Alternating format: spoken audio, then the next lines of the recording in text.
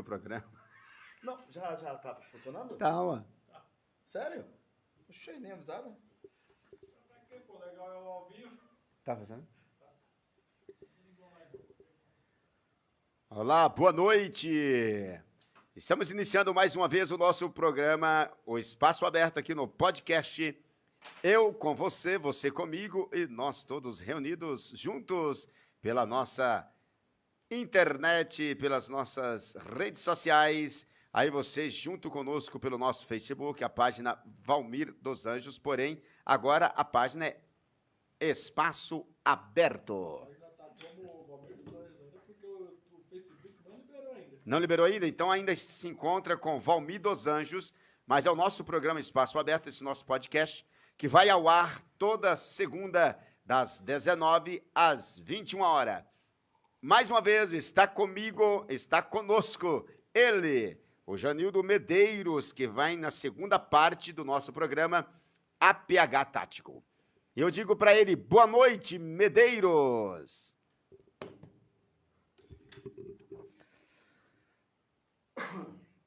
Olá, boa noite a todos. Boa noite ao meu amigo Valmir Alencar, que me convidou mais uma vez para vir aqui no podcast Espaço Aberto. Eu quero falar que é com muita felicidade. Eu me sinto lisonjeado, honrado em estar aqui no podcast com o nosso amigo Valmir Alencar, pastor Valmir Alencar. Então, é sempre uma honra estar aqui com você, bater esse papo. Acredito eu, e tenho certeza pelo que mostra os fatos, que esse aqui é um podcast, é um bate-papo, é um programa que só traz informações de utilidade pública, para que aquelas pessoas que obteram essas informações possam, em algum momento da sua vida, estar usando aí essas ferramentas. Eu quero só fazer uma correção. O meu amigo Alencar, ele comentou que eu ia falar sobre o APH tático. Não é primeiro socorro. não é o APH tático. Em algum momento a gente vai tocar nesse assunto, mas é um assunto lá para frente. Então o diretor do programa fez certo de não ir na onda do cara, né? O APH tático, já que a gente tocou nesse assunto aqui, APH tático, só para que você que está vendo a live, a diferença entre o APH civil, o APH é o atendimento pré-hospitalar. Então, entre o atendimento pré-hospitalar civil, existe também o atendimento pré-hospitalar tático. O atendimento pré-hospitalar tático é usado por forças por operadores de segurança pública. Então, ou seja, o APH tático é quando você está em algum tipo de situação que existe troca de tiros, confronto armado. Não é o assunto de hoje. Só dei essa pequena explanada para que você que está vendo a live possa identificar o que é o atendimento pré-hospitalar civil e o que é o atendimento pré-hospitalar tático. O atendimento pré-hospitalar civil é aquele atendimento como, por exemplo, o SAMU realiza aqui no dia a dia na rua. E o atendimento pré-hospitalar tático, no caso aí, é um policial treinado em atendimento de primeiros socorros. Ele faz o atendimento no meio de uma troca de tiros. Hoje, meus queridos, vamos aproveitar essa oportunidade, o nosso podcast do Espaço Aberto com Valmir Alencar, para a gente trazer uma informação importante, para que a gente não venha aqui e não fique com blá, blá, blá e blu, blu, blu. Viemos aqui para trazer uma informação importantíssima, uma informação poderosa. São informações para que você possa pegar essas informações, colocar na sua caixinha de ferramenta. Em algum momento, se você precisar, você vai ter essas ferramentas para você poder usar naquele momento que você mais precisar. Então, hoje iremos falar especificamente sobre engasgos com bebês, ou seja, primeiros socorros. Só para que vocês tenham ideia, o porquê a importância desse assunto, eu vou só aqui mostrar para vocês aqui uma estatística da Sociedade Brasileira de Pediatria, SBP, estima que 15 bebês morrem engasgados por dia durante o ano de 2002. Então, assim, gente, são 15 bebês, pastor Valmir, que morrem todos os dias aqui no nosso querido e amado Brasil. Durante o ano de 2022, Então, aqui é uma estatística da Sociedade Brasileira de Pediatria. 15 bebês morrem por dia durante o ano de 2002. Quais que são as causas? Sufocação ou engasgo? Sufocação ou engasgo ocupa terceiro lugar por mortes de criança no Brasil. Então, é uma situação muito triste. Muitas dessas crianças morrem por falta de uma manobra simples, de um treinamento, de um conhecimento básico em primeiros socorros, Valmir Alencar. Então, esse aqui é o assunto nosso hoje. O nosso assunto é sobre bebês engasgados. O que você deve fazer? Como que você deve reagir nesse momento? Qual que é a técnica? Qual que é a manobra? Porém, iremos aqui iniciar um passo a passo. Em 2 horas não vai dar para falar tudo o que a gente tem que falar, porque não adianta a gente colocar a carroça na frente do boi, né? Igual os mais antigos falam. Então, pastor, a gente vai fazer aqui um passo a passo. Vou falar aqui uma história, vou estar falando sobre a Lei Lucas. Para quem não sabe, a Lei Lucas é uma lei de 2018, que eu vou estar lendo aqui na íntegra, o texto dessa lei, para que a gente possa estar imbuído e prestar mais atenção nesse assunto, esse assunto tão importante, um assunto tão importante que salva vidas. A Lei Lucas é pouco conhecida aqui no Brasil e muito menos implantada aqui no nosso país. Então, qual que é a nossa missão? Qual que é a missão do instrutor de APH em primeiros socorros do Medeiros? Qual que é a instrução do meu amigo Valmir Alencar, que também é instrutor de APH?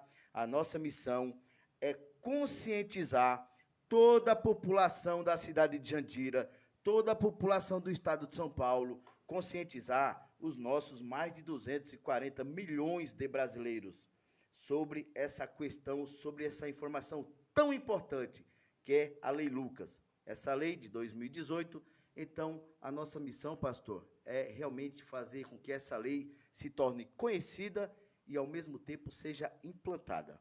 É 13.722 ou 17? É 13.722. É isso mesmo, né? 13.722. Ah, muito bom. A Lei 13.722, que é a Lei Lucas, foi implantada em 2018, com isso ocorrido em simplesmente um evento que foram à escola fazer um retiro. E aconteceu esse ato tão triste, do qual surgiu essa lei. Senhor Medeiros, esse ensinamento de primeiros socorros, sabemos que muitas pessoas hoje em dia têm medo de socorrer.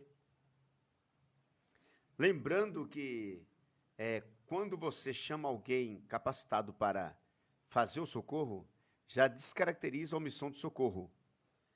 Caso uma criança esteja sendo engasgada, passando por um momento difícil e tem um adolescente cuidando dessa criança, e esse adolescente ele liga para o SAMU ou sai correndo procurando uma pessoa capacitada para fazer, essa criança ela tem uma grande probabilidade de ser salva e de evitar coisas piores. Não é isso mesmo? Justamente. Vamos por partes. Existe primeiros socorros, existe o atendimento pré-hospitalar, existe o suporte básico de vida. Então, temos que saber classificar cada um deles. Primeiros socorros é uma coisa, o APH, o atendimento pré-hospitalar, é uma outra coisa, e o suporte básico de vida é uma outra coisa. Os três assuntos parecem um parecido com o outro, mas para que a gente entenda melhor, como é que funciona essa classificação?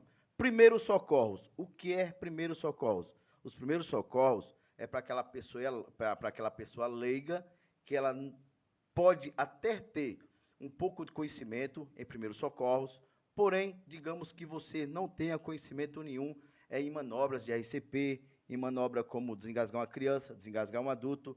Só em você pegar o telefone, você viu aquela situação, aconteceu um acidente, você resolveu ajudar, fazer os primeiros socorros. Primeira coisa que você tem que fazer, Valmir Alencar, você tem que fazer a segurança da cena.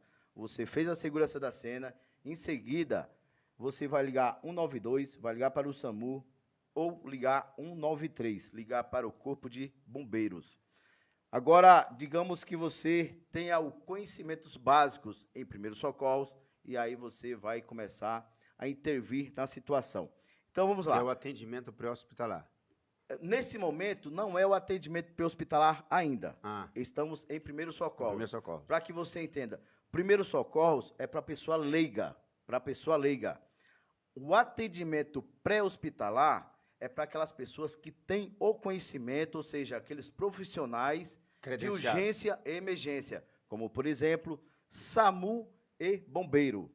São os profissionais do atendimento pré-hospitalar. Então, primeiros socorros é aquela primeira pessoa que interviu ali na situação. Então, essa pessoa vai fazer os primeiros socorros, né? No caso, fazer a segurança da cena, ligar para o bombeiro, ligar para o SAMU. Daí chega o serviço especializado, que é o atendimento pré-hospitalar. Quem é? Bombeiro ou SAMU ou uma outra unidade de pronto-socorrismo que tenha na sua cidade. E tem o suporte básico de vida, que fica entre os dois.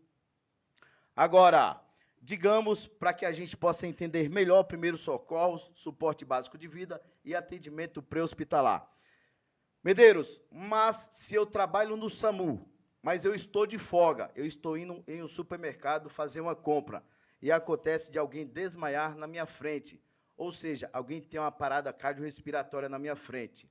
Eu trabalho no SAMU, só que eu estou de folga naquele dia. Então, eu era classificado ali naquele momento como o atendimento pré-hospitalar? Não, não. Suposto. Você iria fazer os primeiros socorros. É os primeiros socorros. Naquele momento ali, primeiros socorros, para que você entenda, é aquela pessoa leiga, é aquela pessoa que vai fazer os primeiros socorros naquele momento ali. Em seguida, vai vir o atendimento pré-hospitalar, no caso o SAMU, no caso o bombeiro, e no meio está o suporte básico de vida. O que é o suporte básico de vida? Digamos que o indivíduo ele tem uma parada cardiorrespiratória, daí você vai seguir os passos, identificar essa parada cardiorrespiratória, pedir ajuda, iniciar as massagens de DRCP e pedir o DEA. Então, para que a gente possa classificar aqui o que é primeiros socorros, o que é atendimento pré-hospitalar e o que é suporte básico de vida. Que é o ver, sentir e ouvir. Justamente, justamente. É um contexto. Então, vamos lá para o nosso assunto X da questão. A nossa questão aqui é fazer com que a Lei Lucas seja implantada na cidade de Jandira. Graças a Deus, está sendo implantada em todas as escolas do município de Jandira, graças ao nosso secretário de Segurança Pública, Ricardo Silva, graças ao nosso comandante da Guarda Civil Municipal, Carlos Roberto, que está executando excelente trabalho à frente da Guarda Municipal, e graças ao nosso subcomandante Gilberto Souza, nosso subcomandante, que está fazendo o possível e o impossível para melhorar a segurança pública da nossa cidade e para salvar vidas. Também eu quero agradecer aqui pela iniciativa da inspetora Norimar. Então, foi uma iniciativa dela que iniciou-se todo esse projeto para que a gente possa fazer com que a cidade de Jandira esteja dentro da lei, ou seja, esteja caminhando de acordo com a lei quando trata-se de primeiros socorros nas escolas municipais, nas creches aqui da nossa cidade de Jandira. Então, a lei Lucas, eu quero, antes de falar da lei Lucas, eu quero só mostrar aqui algumas leis sobre primeiros socorros, legislações em primeiros socorros aqui no nosso Brasil. Então, temos o artigo número 135 do decreto da lei número 2.848, de 7/12/1940, que é a lei da omissão de socorro. Essa lei da omissão de socorro, eu vou falar um pouco sobre ela. Então, digamos que médicos, enfermeiros, bombeiros, quem trabalha no SAMU, quem tem formação em atendimento pré-hospitalar, tem a obrigação de fazer o socorro, no caso, se você vê uma vítima que está precisando de primeiros socorros. Já o cidadão normal, ele tem o dever. Então, os profissionais da área da saúde têm a obrigação e o cidadão normal, ele tem o dever, para que você entenda melhor. Digamos que alguém desmaiou na rua, e você simplesmente passa, olha, acha que aquilo é normal e vai embora. Aí tem alguém que está filmando e vai procurar você e você vai ser questionado por que você não fez nada. E não justifica você falar assim, pô, mas eu não sei manobras de RCP, eu não sei desengasgar ninguém, ou seja, eu não tenho conhecimento básico em atendimento pré-hospitalar. Tudo bem, você não tem, mas você pode pegar o seu telefone, ligar 192, ligar 193, ou seja, faz os primeiros socorros, faz a segurança da cena. Digamos que essa pessoa caiu na rua. Ué, e se você desviar os carros para o lado direito?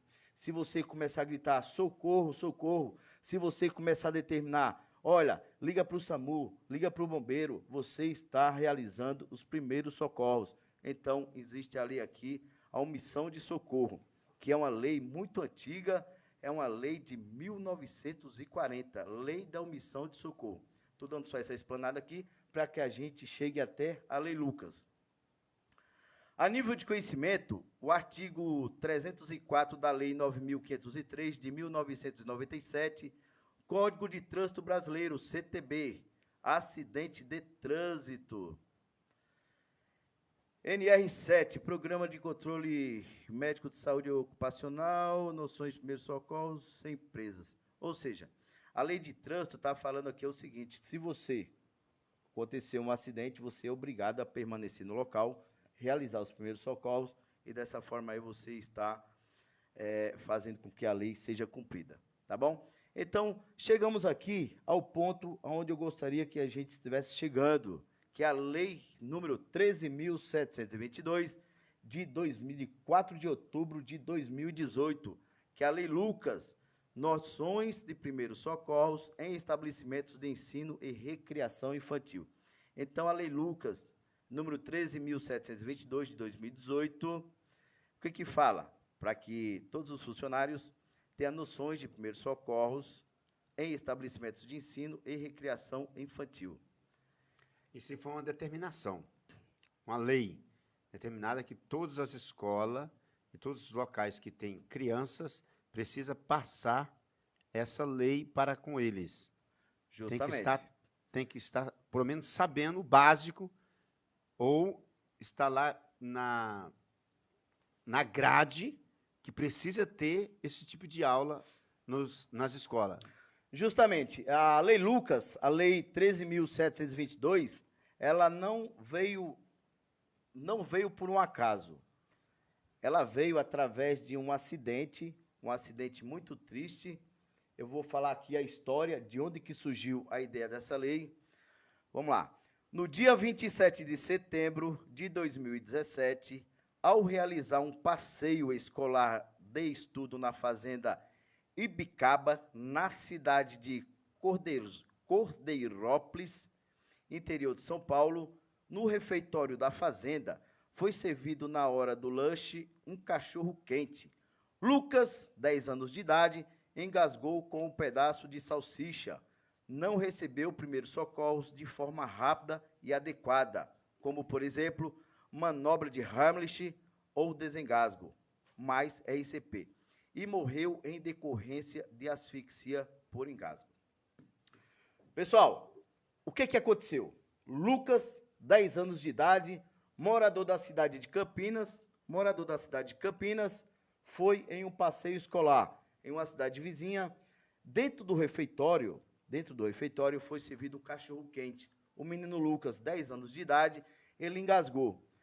Por falta de conhecimentos de atendimento pré-hospitalar básico, de conhecimentos básicos de primeiros socorros, ninguém, naquele momento, tinha esses conhecimentos básicos de primeiros socorros. E o menino Lucas, ele veio a falecer. Então, é muito triste. Daí, então, eu vou falar aqui. Aí foi criada aqui a lei número 13.722, de 4 de outubro de 2022, certo? A lei 13.722, de 4 de outubro de 2018, fala o quê, ó?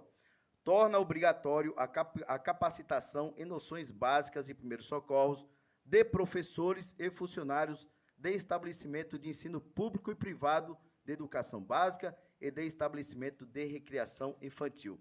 Então, o que a lei obriga? A lei não está pedindo, ninguém está pedindo nada para ninguém aqui. A lei foi aprovada, foi sancionada pelo presidente Michel Temer em 2018, e a lei obriga, e nada mais do que justo, né? A lei obriga que toda escola, seja pública, seja privada, todo local que tenha recreação infantil, os funcionários, o diretor, o professor, a senhora da cozinha, a auxiliar de limpeza, todos precisam ter noções básicas de primeiros socorros. Então, dessa forma, a lei entende que pode evitar milhares e milhares de mortes aqui no nosso Brasil. Ou seja, não só no Brasil, mas como em todo o planeta. Isso aqui, primeiros socorros, o atendimento pré-hospitalar, a gente tem que ter muito carinho, a gente tem que procurar essas informações, procurar as informações teóricas, praticar. Eu tenho certeza absoluta que até o final do ano eu vou estar aqui falando desse assunto praticamente todas as vezes que eu tiver a oportunidade de vir aqui no podcast, até chegar um ponto onde da sua casa você vai começar a treinar junto comigo. A minha intenção é ministrar um curso teórico, que estou iniciando aqui esse curso teórico. Em algum momento eu vou estar organizando uma parte prática em algum departamento aqui da cidade de Jandira. Algum departamento, a gente vai estar organizando isso aí, de acordo onde toda a população se interessa por esse assunto. Porque agora aqui em 2018, 15 bebês, 2018 não, o ano de 2022, 15 bebês morrem por dia. Pessoal, olha para mim, eu estou falando que 15 bebês morrem por dia aqui no Brasil, pastor Valmir Alencar. Então, é uma situação muito triste, mas que pode ser evitada. Segundo a estatística da Sociedade Brasileira de Pediatria, estima-se que 15 bebês morrem engasgados por dia durante o ano de 2022. Pessoal, é 15 bebês que morrem por todos os dias. Então, é uma situação muito triste e é uma coisa que pode ser evitável. Então, por falar em evitável, eu quero aqui, falando ainda de primeiros socorros, quando acontecer algum entreveiro, alguma situação que necessite da intervenção em primeiros socorros, digamos que você não tenha um conhecimento básico no atendimento em primeiros socorros, mas você, lembra que eu falei que primeiros socorros, atendimento pré-hospitalar, suporte básico de vida, são diferenciados? Parecem um com o outro, mas são diferentes? Então, primeiros socorros, qual que é a orientação que o instrutor Medeiros pode dar para você? Você pode, nos primeiros socorros, fazer igual eu já falei anteriormente, você vai fazer a segurança da cena, em seguida você pode estar ligando para 192, 193, você pode ligar para a Guarda Civil Municipal de Jandira, no caso aqui, 47728299, tem a maioria dos nossos combatentes lá, dos nossos operadores de segurança pública aqui da cidade de Jandira, tem esses conhecimentos básicos de primeiros socorros, pode ligar para a Polícia Militar, mas a minha orientação é, primeira ligação que você tem que fazer, você liga 192, 199, ainda falando de primeiros socorros. Então é isso aí. Vamos falar aqui sobre os 4 passos que salvam a vida. Então, a primeira coisa que você tem que fazer. Vamos lá, deixa eu fazer aqui um teatrinho.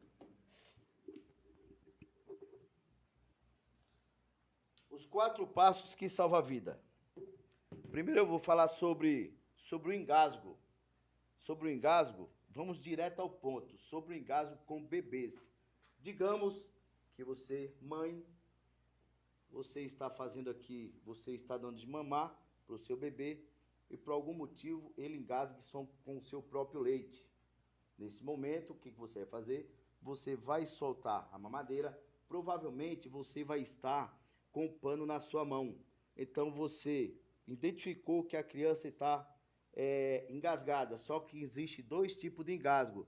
Tem o engasgo parcial e tem o engasgo total. O engasgo parcial é aquele engasgo que ele tosse. Então, o que você tem que fazer nesse momento? Você tem que incentivar esse bebê a tossir. Você vai incentivar ele a tossir, vai pegar o pano e vai estar limpando aqui a baba desse bebê. Quando o bebê começar a tossir, o que você deve fazer? Colocar o bebê em posição segura, ou seja, posição lateral de segurança. Para quê? O bebê vai estar tossindo e dessa forma aqui, ó, a baba do bebê vai estar saindo da boca do bebê. Nesse caso, possa ser que desengasgue. Então, quando estiver tossindo, a gente vai colocar o bebê em posição lateral de segurança e deixar que a tosse faça o seu trabalho, certo? Agora, digamos que o bebê tossiu e ele não desengasgou. Então, dessa forma, a gente começa a fazer as manobras para a gente desengasgar essa criança, desengasgar esse bebê. Para quem não sabe, vou aqui dar uma orientação, como é que a gente classifica essa questão, o que é lactante, o que é criança, o que é adulto. Então, lactante, de 1 dia até 28 dias. Criança, 28 dias até mito. Lactante, de 1 dia até 28 dias, que é o neonatal, que é o recém-nascido. E bebês pode ser, né, depois dos 28 dias aqui, até 1 ano de idade. De 1 ano até o início da puberdade é criança. E de criança até a sua fase adulta é considerado o adulto. O procedimento para a gente tem que saber classificar. O procedimento para um bebê é um, o procedimento para a criança é outro e o procedimento para o adulto é um outro. Então, no caso do bebê aqui, vamos lá, que é o nosso foco principal. Engasgou com leite. Primeira missão, posição lateral de segurança. Vai deixar que esse bebê aqui, ele comece a tossir, de repente com a sua própria tosse, já desengasgue, normalmente você vai estar com pano, vai estar limpando, certo? Digamos que o bebê, ele não desengasgou. E pode colocar do outro lado ou não? A posição de segurança, você tem que colocar do seu lado, por quê? Olhar. Porque você vai ter que ter a visão tátil, Visão visão tátil aqui, ó, das vias aéreas dessa criança, da boca dessa criança, tá ok? Então, digamos que a criança não desengasgou com as suas tossidas, com a sua própria tosse. Daí, então, você vai começar a fazer as manobras. Como é que é feito isso aí? Você vai pegar o seu dedo em forma de V, vai acoplar aqui, ó, na boca da criança, fazer a abertura das vias aéreas. Dá para observar que o meu braço está aqui entre as pernas da criança, entre as pernas do bebê, certo? E você vai fazer... Segurando, apoiando. Justamente. Digamos que o seu dedo seja pequeno. Você pode... Usar o dedão. Usar o dedão aqui. Usar o dedo, o indicador e o dedo... Polegar. Aqui, e o dedo polegar. De acordo que você faça a abertura das vias aéreas do bebê, porque se engasgou, o oxigênio para de ir para o cérebro. Então, provavelmente, essa criança vai começar a ficar toda molinha. Então, você vem aqui, vai fazer essa manobra. Dá para observar aqui. Deixa eu fazer com calma. Ó. Fez a abertura. Não é para deixar a cabeça da criança assim. Inclinada. Não é para deixar inclinada, porque você está tamponando as vias aéreas desse bebê. Também não é para você puxar muito aqui, forçar muito para cima, porque você vai acabar interrompendo as vias aéreas dessa criança também, desse bebê. Então, você vai fazer de um jeito tranquilo, de acordo que as vias aéreas desse bebê fiquem confortáveis, desobstruídas, digamos ali, para você fazer as manobras. Então, vamos lá. Entre esses dois ossinhos que chama escápulas, você vai efetuar 5 golpes. 1, 2, 3, 4, 5. 1, 2, 3, 4, 5. Entre as duas escápulas, ó, Abertura das vias aéreas aqui controlada, tá ok? Entre as duas escápulas, entre esses dois ossinhos, 1, 2, 3, 4, 5. Não é para você bater na bunda do bebê, não é para você bater na coluna do bebê, é entre essas duas escápulas. Se você tiver uma boneca na sua casa, já começa já a treinar, porque é treinando que a gente aprende, se aperfeiçoa e se condiciona. É Então, vamos lá. Eu vou repetir várias vezes para que você não esqueça mais. Entre os dois ossinhos, chama-se escápulas, você vai efetuar esses golpes aqui, ó. 1, 2, 3, 4, 5. Mais uma vez, entre os dois ossinhos, chama-se escápulas. 1, 2, 3, 4, 5. Instrutor Medeiros, qual que é a força que eu tenho que colocar aqui para não machucar esse bebê? A própria natureza vai fazer com que você controle a sua força, porque trata-se de um bebê, de um lactante, então você automaticamente, a própria natureza vai fazer com que você controle a sua força, que você vai efetuar esses golpes. Então, a manobra é simples. Manobra simples, porém, salva a vida dos bebês. com eficácia, né? Com eficácia. Então, entre as duas escápulas, 1, 2, 3, 4, 5. Medeiros, é só isso? Não, você pode vir aqui e fazer 1, 2, 3, 4, 5.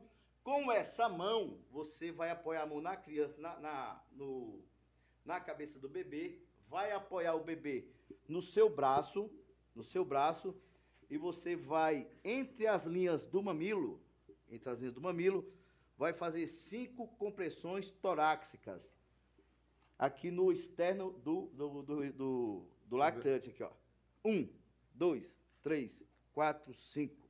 Pessoal, presta atenção aqui. Entre a linha dos mamilos, você vai pegar com os 2 dedos, vou fazer aqui para que você veja onde eu estou colocando os dedos. Entre a linha dos mamilos, você vai fazer uma massagem torácica. Torácica é como se fosse fazer um RCP, certo? É a mesma manobra. Porém, com 2 dedos. Porém, com 2 dedos aqui, 1, 2, 3, 4, 5, no meio do peito, em cima do osso externo. 1, 2, 3, 4, 5. Não deu certo? 1, 2, 3, 4, 5. Entre as duas escápulas, efetua 5 golpes. 1, 2, 3, 4, 5. Voltou, ó, onde vai a mão? A mão está aqui, vai apoiar de acordo com que a minha mão, meu braço, meu antebraço, faça apoio para que eu possa fazer aqui a massagem torácica. 1, 2, 3, 4, 5. Pastor Valmir Alencar, eu tenho certeza que 15 bebês que morrem todos os dias aqui no Brasil, em 2022, segundo aqui segundo a Associação de Pediatria, 15 bebês morrem todos os dias aqui no Brasil. Morre de quê?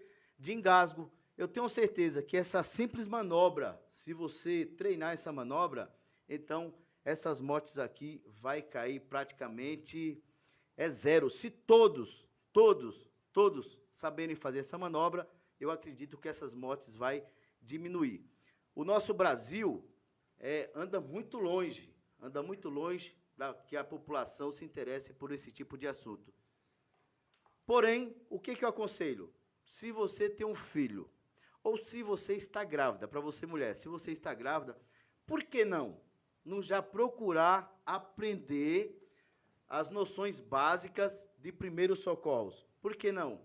Pessoal, a gente tem que saber isso aqui. Isso aqui é uma obrigação. País de primeiro mundo, ele sabe realizar o atendimento pré-hospitalar. Eles têm as noções de primeiros socorros. Isso aqui é primordial, pastor Valmir Alencar. Então, eu estou vindo aqui com o maior carinho de transmitir esse conhecimento. É um conhecimento que a cada dia eu estou estudando mais, estou me aprofundando no assunto, principalmente em relação aos bebês. Então, é uma manobra simples, porém que faz a diferença. E eu tenho certeza que a diferença vai aparecer nas estatísticas. quando os brasileiros começarem a se interessar, aderir e ter carinho, ter amor por esses conhecimentos, essas ferramentas. Então, resumindo aqui, para que a gente possa fixar bem esse ensinamento, então digamos que você está aqui, ó, dando leite para sua criança. A criança engasgou com leite, qualquer manobra, você vai pegar um pano, e essa criança, o bebê, ele começa a tossir. Então você vai pegar o pano, vai estar limpando a baba e deixar essa criança tossir. Nesse momento, o que você vai fazer? Vai colocar ela em posição lateral de segurança. Colocando em posição lateral de segurança, vai deixar que esse bebê ele continue tossindo. Dessa forma, muitas das vezes, já desengasga.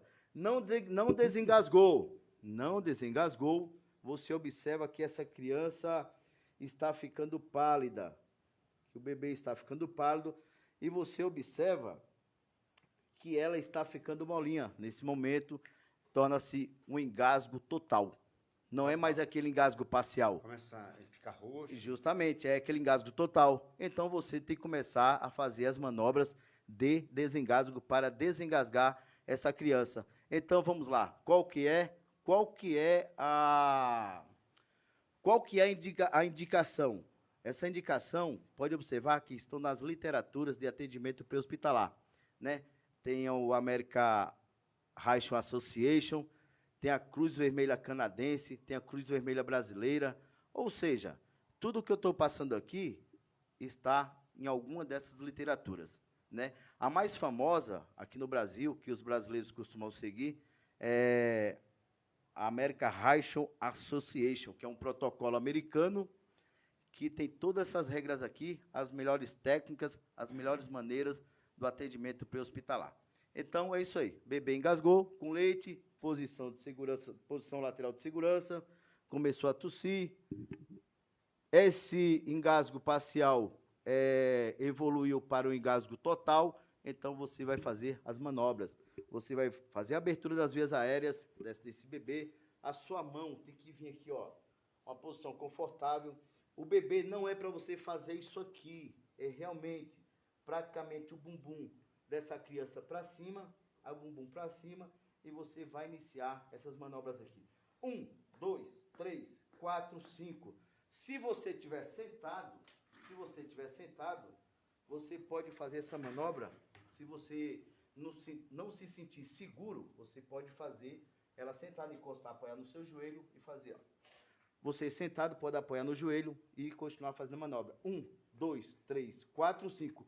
Juntamente com os dois dedos na linha dos mamilos, no osso externo, fazer 5 compressões aqui no tórax. 1, 2, 3, 4, 5. Volta. 1, 2, 3, 4, 5. Linha dos mamilos, 2 dedos no externo. 1, 2, 3, 4, 5. Ué, ué, ué, ué, ué, ué, ué.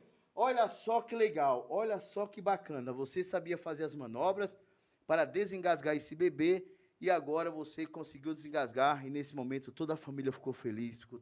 Olha só a diferença. Todo mundo ficou feliz, todo mundo vai te elogiar. E é dessa forma que tem que se proceder, fazendo essa simples manobra. Não é difícil, porém salva a vida dos bebês, porque é inadmissível por ano 15 bebês quer dizer, por dia, pessoal, é 15 bebês que morrem por dia aqui no Brasil, por sufocamento e desengasgo. Olha só que situação. E se fazer essa simples manobra, você acaba salvando a vida dessa criança. Então vamos lá. Se eu perguntar para o povo mais antigo, se eu perguntar para minha avó, se uma criança engasgar, o que eu faço? Ela vai falar para fazer isso aqui, ó. Você vai ficar jogando a criança para cima. Aqui você tem que arriscar com a sorte. Não é para você fazer isso aqui com a criança. Colocar de cabeça para baixo. Não é para você fazer isso. Não é para você fazer isso. Pegar nas pernas da criança e colocar de cabeça para baixo. Não é para você jogar a criança para cima. Não é para você jogar a criança para cima. Então, a criança engasgou com leite. Posição lateral de segurança. Deixa a criança tossir. Não desengasgou? Você começa a fazer as manobras. Então, vai vir aqui, abertura das vias aéreas, entre as escápulas. 1, 2, 3, 4, 5. Linha dos mamilos, osso externo com esses 2 dedos. 1, 2, 3, 4, 5. Esse aqui é como desengasgar um bebê. Como desengasgar um bebê. A manobra é simples, porém salva vidas. Né? Espero que eu tenha ajudado aqui, no caso aqui, dos bebês. Certo? Certo. E Vamos lá. olhando esse lado aí da salvação da vida da criança que está engasgado, por qualquer coisa que seja o engasgo, existem pessoas que engasgam com balinha, com moeda. Criança tem muita mania de... Justamente, engasgar com moeda. um assunto bem importante que o meu amigo pastor Valmir Alencar aqui tocou, é sobre a prevenção. Antes de eu falar sobre a prevenção, digamos que esse bebê, ele engasgou e automaticamente começou a ter uma parada respiratória e evoluiu para uma parada cardiorrespiratória. E nesse momento aqui, eu vou começar a executar as massagens de reanimação desse bebê. Porém, qual que é a orientação? Lembra que o bebê tinha engasgado? Nesse momento aqui, eu já tenho pedido ajuda. Eu já tenho pedido, se alguém estiver do lado, eu já vou determinar. Você liga 192, você liga 193. Digamos que eu esteja sozinho e eu tenho um telefone celular. Eu vou discar 192, vou colocar esse telefone em um local ao meu lado e vou iniciar aqui o meu atendimento. Porém, eu vou fazer o atendimento falando aqui justamente no telefone, certo? Se eu estiver sozinho e não tiver o telefone, então qual que é a minha missão primordial? Se digamos que eu encontrei esse bebê aqui, eu encontrei ele desfalecido. Eu vim aqui, neném, e nada aconteceu. Primeira coisa que eu tenho que fazer, já rapidinho sair da cena, já buscar ajuda e voltar e iniciar ali os primeiros socorros. Não. Nesse caso aqui do bebê, primeiro eu vou fazer aqui as compressões, rapidinho, buscar ajuda, voltar e continuar, no caso se você estiver sozinho. Porque você vai precisar da ajuda. Você vai precisar do corpo bombeiro. Se estiver muito longe, ajuda. Então, se estiver muito longe, ajuda, qual que é a minha alternativa? Você pode pegar esse bebê, você pode estar fazendo o procedimento, fazendo o que tem que fazer, o atendimento de primeiro socorro, e indo de acordo que você precisa encontrar alguém. Mas indo buscar ajuda, fazendo buscar ajuda. E indo buscar ajuda. Por que você tem que buscar ajuda? Porque essa criança aqui está em PCR, em parálise cardiorrespiratória, então vai precisar de um DEA, vai precisar de um suporte básico avançado. Certo? Então, vamos lá, para a gente dar continuidade. Digamos que o bebê, eu fiz todas as manobras para desengasgá-lo. Eu não consegui desengasgá-lo. Daí, então, evolui para uma parada respiratória, depois evolui para uma parada cardiorrespiratória. O que eu vou fazer nesse momento? Então, eu vou iniciar as massagens cardiorrespiratórias. Então, se eu estiver sozinho, o que eu vou fazer? Eu vou fazer 30 compressões torácicas aqui, vou pegar com esses 2 dedos, vou vir aqui no meio do osso externo desse bebê e vou começar a fazer as massagens de reanimação. Então, é isso aqui, ó. 1, 2, 3, 4, 5, 6, 7, 8, 9, 10, 11, 12, 13, 14, 15, 16, 17, 18, 19, 20, 21, 22, 23, 24, 25, 26, 27, 28, 29, 30. Medeiros, qual que é a força que você vai ter que colocar? Você tem que observar que o tórax dele aqui, ó, baixa no mínimo até uns 4 centímetros, de 3 a 4 centímetros. Você tem que fazer a compressão, 1, esperar o tórax voltar. 2, esperar o tórax voltar. 3, 4, 5.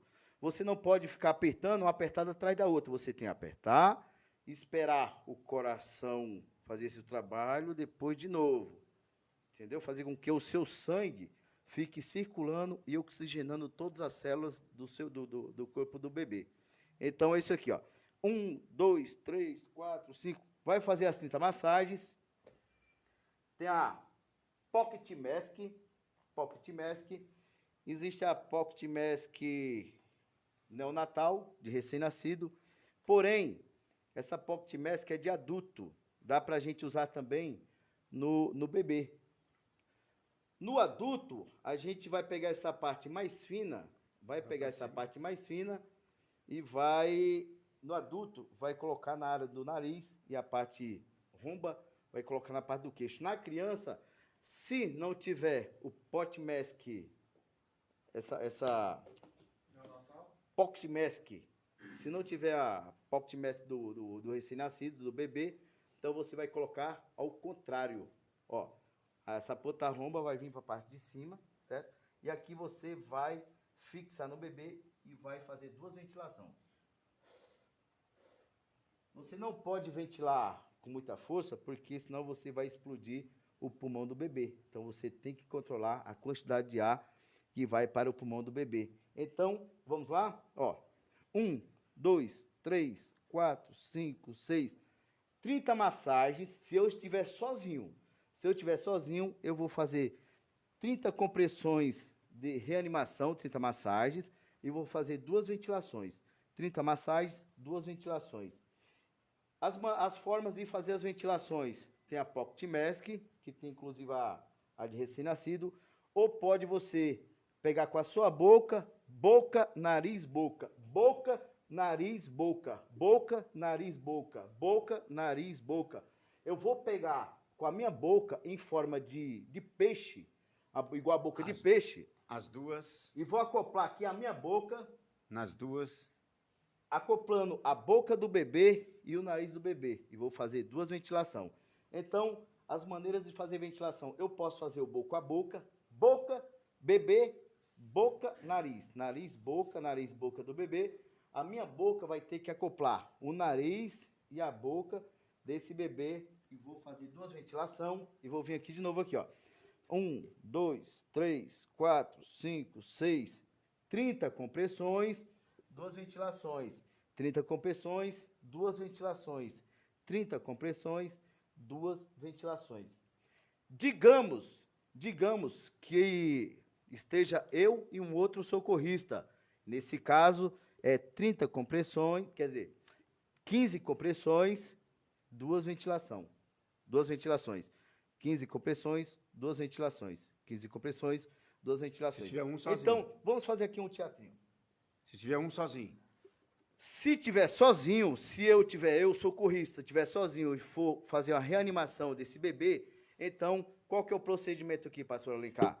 Eu vou vir aqui, entre a linha dos mamilos, no osso externo, com esses 2 dedos, e vai estar dessa forma. 1, 2, 3, 4, vou fazer 30 massagens de reanimação e 2 ventilações se eu estiver sozinho, certo? Se tiver eu e o senhor, nós dois socorristas, então eu vou fazer 15 compressões e 2 ventilações. 15 compressões, 2 ventilações, certo? Certo. Nesse caso, digamos que você vai fazer a ventilação, segura o Pocket Mask, vai ser mais ou menos isso aqui, certo? Então eu vou fazer as 15 compressões e você vai fazer as 2 ventilações. Pode tirar aqui, por favor? Então, mais ou menos aqui, ó. 1, 2, 3, 4, 5, 6, 7, 8, 9, 10, 11, 12, 13, 14, 15. 2 ventilação. Nesse momento, tem que prestar muita atenção para que você não coloque ar demais e vai explodir o pulmão do bebê, até porque o pulmão é pequenininho. Então, vamos de novo. Tira. 1, 2, 3, 4, 5, 6, 7, 8, 9, 10, 11, 12, 13, 14, 15. 2 ventilações. Também existe outra forma. Como estamos em 2 socorristas, existe outra técnica. Eu posso pegar com esses 2 dedos e fazer essas 15 massagens de reanimação com esses 2 dedos. Então, eu posso vir aqui, ó, para que todos entendam. Vou vir aqui no meio do externo e eu vou fazer isso aqui, ó. Fazer as massagens, a manobra, ó. 1, 2, 3, 4, 5, 6, 7, 8, 9, 10, 11, 12, 13, 14, 15. 2 ventilações. Ó, tanto eu posso pegar com esses 2 dedos para colocar, acoplar aqui no externo desse bebê, como eu posso colocar o dedo em cima do outro e fazer dessa forma aqui, ó. Vamos lá. 1, 2, 3, 4, 5, 6, 7, 8, 9, 10, 11, 12, 13, 14, 15. 2 ventilações. Pessoal, em suma, deu para vocês entenderem aqui, eu vou falar rapidamente até chegar na RCP. Então vamos lá, que o nosso intuito é se aprofundar cada vez mais nesse assunto, se aprofundar, para ver se no decorrer dos próximos anos a gente consegue diminuir a mortalidade de tantos bebês aqui no nosso Brasil. Porque por dia, no ano de 2022, está morrendo 15 bebês engasgados. Então, geralmente, engasga com leite e acaba perdendo a sua vida. Então, rapidamente, até chegar na RCP do bebê aqui, como é que eu comecei isso aqui, ó. Então, tá tomando leite, engasgou, posição lateral de segurança, tossiu, desengasgou, beleza. Não desengasgou, passou de um engasgo parcial, foi para um engasgo total. Então, você vai fazer a seguinte situação. Vai pegar o bebê aqui, ó. Ó, existe uma manobra certa. Você já vai vir aqui, ó, nas vias aéreas, fazer a liberação das vias aéreas. O seu braço, as pernas do bebê vai ficar entre o seu braço e você vai fazer entre as 2 escápulas a massagem. 1, 2, é para bater para frente o golpe. 1, 2, 3, 4, 5. Voltou com os 2 dedos aqui, ó, no osso externo, entre a linha dos mamilos. 1, 2, 3, 4, 5. Não desengasgou, você fez todas as manobras, não desengasgou, partiu para uma parada respiratória. Dessa parada respiratória, evoluiu para uma parada cardiorrespiratória, uma PCR. Então, você vai ter que fazer as massagens, vai ter que fazer a RCP. Aí onde você vem. Resumindo, se eu estou sozinho, eu vou vir com meus 2 dedos, com esses 2 dedos aqui, entre a linha dos mamilos, no externo, e vou fazer 30 massagens de reanimação. 1, 2, 3, ou seja, 30 massagens, e eu vou fazer 2 ventilações, pode ser com a Potkick Mask, ou pode ser a respiração boca a boca. 30 massagens e 2 respirações. Também temos esse mecanismo que é chamado de AMBU. AMBU. Na verdade, a palavra AMBU é a empresa que constrói isso aqui, mas é bomba, válvula, máscara. Bomba, válvula, máscara. Bomba, válvula, máscara. Bomba, válvula, máscara. E aqui tem outro mecanismo que você pode acoplar o oxigênio. Com o oxigênio, a ventilação ela aumenta 20% a mais. Eu tenho certeza que aumenta muito mais a ventilação e fica mais confortável. Mas, então você pode fazer também com essa questão da AMBU. A mesma situação, se você não tiver um AMBU para neonatal, para recém-nascido, então você pode usar a de adulto, só que você vai usar invertido. Em vez de você colocar essa parte do nariz, essa parte mais fina, você vai inverter essa ponta romba, essa outra parte romba, né, que chama, você vai colocar para cima. Com as suas 2 mãos, você vai acoplar no bebê e vai, ó. As massagens, 30 massagens. 30 massagens. No caso, se eu estiver sozinho. Se eu tiver com outro socorrista, então eu vou fazer 15 massagens e 2 ventilações. 15 massagens e 2 ventilações. Eu espero que tenha dado aqui para iniciar esse trabalho que a gente está fazendo aqui. É um trabalho para salvar vidas. É um trabalho que não deve ser desprezado. O nosso trabalho aqui na cidade de Jandira está iniciando agora. Pode observar, quem acompanhar o nosso trabalho vai ver a evolução do dia a dia. Iremos trazer informações, a gente vai estar se especializando, a gente vai estar tentando aqui trazer um treinamento teórico. Hoje é o início de um curso, e vai demorar aproximadamente aí uns 2 meses para que a gente possa terminar essa parte teórica, depois a gente parte para aquela parte prática. Aqui é uma teoria demonstrativa, e no futuro bem próximo a gente vai estar se reunindo para a gente fazer isso aqui na prática, de acordo aonde aqui na cidade de Jandira, e para todas aquelas pessoas que obterem essas informações, não deixe o seu bebê morrer nas suas mãos por falta de conhecimentos básicos de primeiros socorros. Você mãe, você pai, você que pretende ter um filho, por que não aprender? Por que deixar o seu bebê morrer? Por que você não pode aprender uma simples manobra que pode salvar vidas, né? É verdade. Então, meu amigo Valmir Alencar, essa aqui é a primeira parte. Vamos seguir em frente, porque por aí vem mais. Tá ok? Você ouviu aí a primeira parte de como evitar que o seu bebê morra engasgado, você tendo a possibilidade de salvá-lo do engasgo. É uma coisa, parece ser simples, mas não é tão simples assim. A mão de uma pessoa com qualificação, tudo se torna, né, uma maravilha, tudo se torna tão simples e tão fácil. Isso na mão de pessoas habilitadas para fazer isso. A mão de pessoas que está aprendendo, que está ouvindo o nosso histórico, a nossa pré-aula inicial, você pode achar que consegue fazer. Muito cuidado. Não tenta, como o nosso amigo Janildo Medeiros falou, se tiver uma boneca em casa, um boneco em casa... Treine fazer um boneco, no boneco essas ações.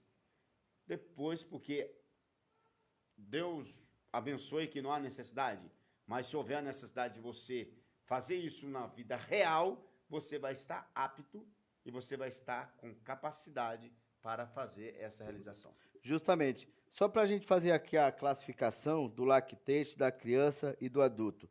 Então, o lactante a gente classifica do 28 dias até 1 ano de idade. Lactante.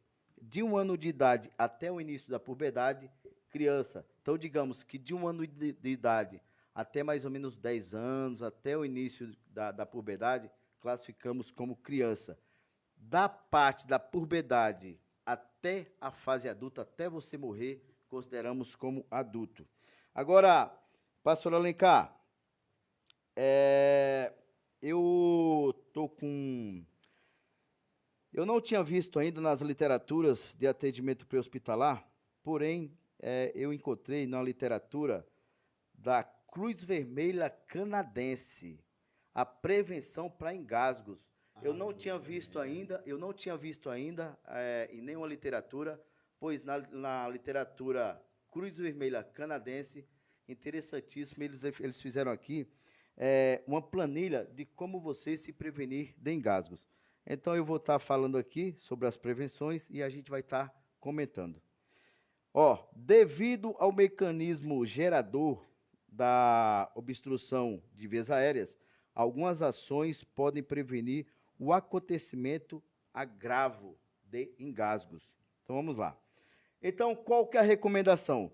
Mastigar bem os alimentos antes de engolir. Você tem que mastigar os alimentos antes de engolir. Não tenha pressa, não tenha pressa.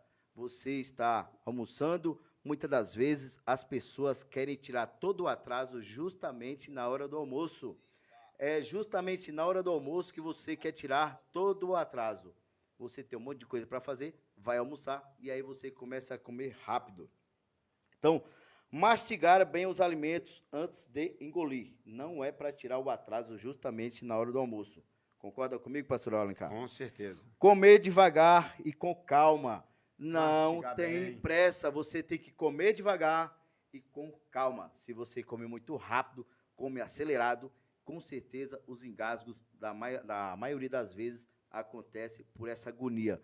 Comer rápido, Como que pode engasgar? Até com carocinho de arroz, né? justamente. Evitar falar, rir, caminhar e outros tipos de atividades físicas na hora que você estiver comendo. Evitar falar, evitar rir. Por quê? Digamos que você está com a sua boca cheia. Você está com a boca cheia, comendo um pedaço de carne, misturado com feijão e arroz. Alguém fala uma piada e você vai dar aquela risada. Quando você dá aquela risada, você automaticamente você vai engolir aquela comida Inspira. involuntariamente e quando você vai tentar voltar o seu ar, você vai estar com as suas vias aéreas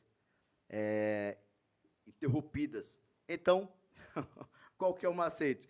Não é para você correr comendo, não é para você rir comendo. Ou seja, na hora da comida, você tem que ficar em paz, fica tranquila, come. Não precisa ficar batendo papo, batendo lero-lero. Come a sua comida com calma, mastiga bem a sua comida, fica em paz. Dessa forma aí você não vai engasgar. E se nós já estamos falando já para os empresários, tá? Você, empresário que gosta de marcar um almoço para bater um papo, invita isso, tá? Ó, quando falamos de prevenção em bebês e crianças, temos quando os bebês começam a comer alimentos sólidos, comece com purê em vez de... Olha, interessante isso aqui, ó. Quando os bebês começam a comer alimentos sólidos, comece com purês em vez de peças sólidas. O que que essa prevenção está falando aqui? Para você que tem o seu bebê, por que não o bebê começa a comer alguma coisa sólida? Vamos começar com purê, né? Vamos acostumar. na Não verdade- já queria dar um pedaço de arroz, feijão. Vamos com Então, calma. na verdade, é só bater no liquidificador isso aí, né? Que Então vira vamos lá. um patê, né? Ó, olha só que interessante, ó. Quando os bebês começam a comer alimentos sólidos, comece com purês em vez de uma peça sólida. Sempre supervisione crianças e bebês quando estiver comendo. Olha só que informação poderosa. Você coloca a sua criança lá para comer e você vira as costas e vai fazer uma outra coisa. Não, tá errado. Você tem que colocar a sua criança, o seu bebê para comer e você tem que ficar de olho, tem que ficar olhando para a boca dele.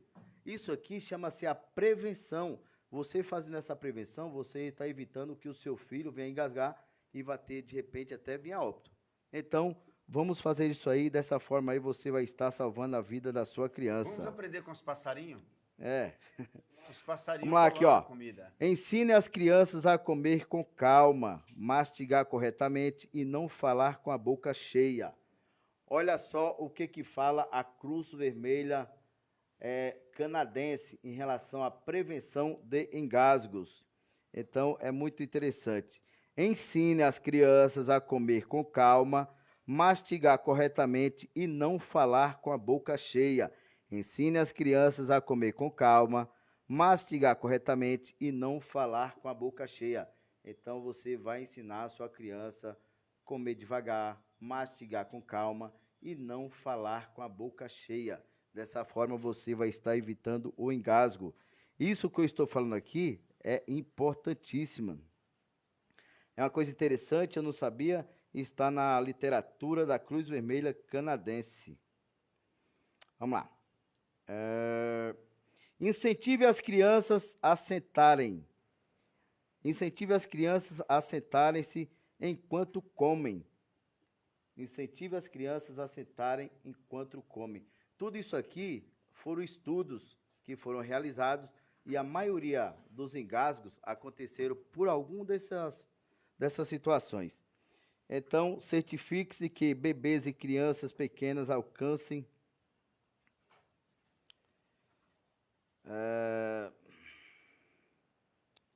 certifique-se de que bebês e crianças pequenas não alcancem objetos pequenos suficiente para eles engolirem. Ou seja, quando você tem um bebê na sua casa, principalmente quando o bebê começa a andar, você tem que observar tudo aquilo que ele possa colocar na boca, tem que colocar em uma altura que esse bebê não alcance. Muito dos engasgos, muito das mortes dos bebês é mais por objetos que os bebês vão encontrando pelo meio da casa e dessa forma eles vão colocando na boca, se engasgando e morrendo. Então vamos ter muito cuidado. Lembre-se de que as crianças podem engasgar com plásticos macio e borracha, por exemplo, balões estourados, bem como objetos. Portanto, mantenham esses itens fora do alcance. Então, eles não falaram isso aqui à toa. A Cruz Vermelha Canadense, eles fizeram esse estudo, fizeram aqui essa prevenção de engasgo. Então, imagina, você vai em uma festa de aniversário de criança, chegando lá, aqueles balões são estourados. Se você colocar o seu bebê no chão para engatear, digamos, automaticamente, não se iluda, automaticamente ele vai pegar um pedaço daquela borracha e vai engolir. Não é à toa que a Cruz Vermelha Canadense colocou essa prevenção de engasgo, que eu nunca tinha visto e vi nessa literatura.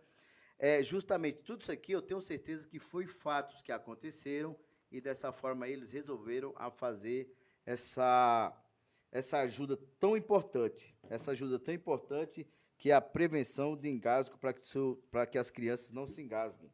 Não só criança. Isso aqui é uma orientação, uma prevenção de engasgo.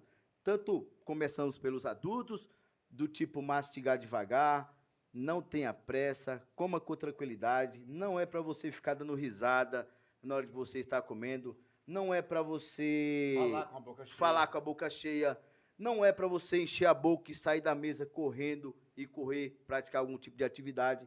Dessa forma aí, muitas pessoas engasgam e vêm a óbito. Brinquedos com menos de 4 centímetros de diâmetro são riscos de asfixia para bebês e crianças. Use a seguinte regra: se o objeto pode passar um tubo de papel higiênico, não é seguro para crianças menores de 4 anos. Ou seja, o que a Cruz Vermelha Canadense fez aqui? Fez um protocolo, uma orientação de como evitar engasgo em adultos e crianças. Então, é óbvio, se a sua criança tem 1 ano de idade, essa criança começa a engatear, começa a andar, então você tem que prestar atenção o que tem na sua casa. O que tem na sua casa que vá fazer com que essa criança engasgue. Então, você tem que pegar tudo que você vê que a criança consiga pegar e colocar na boca. Então, a gente tem que ter muito cuidado nessa questão aí. Retira do alcance da criança. Justamente, porque se a gente for observar, 15 bebês morrem por dia aqui no Brasil no decorrer desse ano de 2022. Então, é algo muito preocupante. Pastor Alencar. Por isso que a gente tem que continuar esse trabalho. É um trabalho que está começando agora, essa implantação dessa Lei Lucas nas escolas. A Guarda Municipal de Jandira já está implantando essa lei tão importante nas escolas e eu tenho certeza que só tem a evoluir. Olha, eu vou pedir para que a nossa lei Lucas, ela fala que a gente tem que ter o procedimento com as crianças, mas também com os adultos. Por quê? Porque temos que estar preparados para realizar o desengasgo de um lactante, o desengasgo de uma criança e o desengasgo de um adulto. Porque, Medeiros, mas a Lei Lucas não fala só sobre criança? Tá, tudo bem. Mas o protocolo, ele também abrange os adultos, porque lá na escola tem os professores, tem o diretor, tem as diretoras, tem aqueles pais que vão lá deixar seus filhos, pegar os seus filhos. Então, existe tudo um protocolo. Alencar, eu vou pedir para que você fique em pé, por favor. Agora. Vem aqui ao meu lado aqui. Opa! Diego, dá uma olhada lá para ver se pega o Alencar aqui ao meu lado. É porque eu sou grandão, né, pode ser. Digamos que o Alencar, a gente está... Bom, digamos que o Alencar, a gente está conversando aqui e por algum motivo, o Alencar engasga. Alencar, coloca a mão na garganta. Comece a tossir. O Alencar engasgou. Nesse momento, o que eu tenho que fazer? Eu tenho que segurar ele. E incentivar para que ele continue com a sua tosse. Digamos que ele tossiu e o Alencar, ele não desengasgou. Aí eu vou começar a fazer a manobra. A manobra chama-se manobra de Heimlich. Heimlich foi o cidadão que criou essa manobra. Hoje, as literaturas falam compressão abdominal. Então, eu vou vir com a minha perna, acoplar no meio da perna do meu amigo Alencar, com essa mão, Alencar, deixa eu mostrar aqui. Você vai pegar com essa mão, veja só, com essa mão. Existem dois ossinhos aqui, ó, popularmente falando aqui, ó, a boca do estômago, e o chifoide. Vai buscar essa região, com essa mão, você vai acoplar a mão e você vai vir colocar aqui no chifoide e vai efetuar cinco compressões. 1, 2, 3, 4, 5. 1, 2, 3, 4, 5. Existem 3 manobras que a gente pode estar fazendo nessa situação. Você que está nos vendo pode até achar estranho, mas está na literatura da Cruz Vermelha Canadense. Qual que é as manobras? Você pode fazer essa manobra aqui, ó. 1, 2, 3, 4, 5. Depois, você vai vir com a sua mão e fazer essa manobra aqui, ó. Vai fazer uma posição de combate, porque de repente ele pode evoluir para o desmaio. E dessa forma, você tem que estar preparado para segurar essa pessoa. Então, vai vir aqui, ó, como que é a pressão aqui. E você vai fazer a compressão abdominal. 1, 2, 3, 4, 5. Não desengasgou. 1, 2, 3, 4, 5. Depois vem aqui de novo. 1, 2, 3, 4, 5. Não desengasgou. 1, 2, 3, 4, 5. Desengasgou. Desengasgou. Então, pessoal. Então, existem 3 maneiras para você fazer a manobra. Você pode efetuar os golpes aqui nas costas dele aqui, o golpe dorsal. 1, 2, 3, 4, 5. Pode fazer a compressão abdominal. 1, 2, 3, 4, 5. E você pode fazer com a mão da mesma maneira, buscando o osso externo na linha dos mamilos. Você pode fazer essa manobra aqui também. 1, 2, 3, 4, 5. Você tem 3 formas. Você escolhe 2 para seguir essas 2. Ou você escolhe essa manobra 1, 2, 3, 4, 5 e faz a compressão abdominal. 1, 2, 3, 4, 5. Ou você pode estar fazendo a manobra 1, 2, 3, 4, 5 e você pode escolher a compressão no tórax. 1, 2, 3, 4, 5. Ligado? Isso no caso do adulto. O espaço aqui, no futuro, a gente vai dar uma melhorada aqui para que a gente possa fazer as manobras, as manobras demonstrativas aqui, conforme eu falei. Isso aqui é o início de um projeto.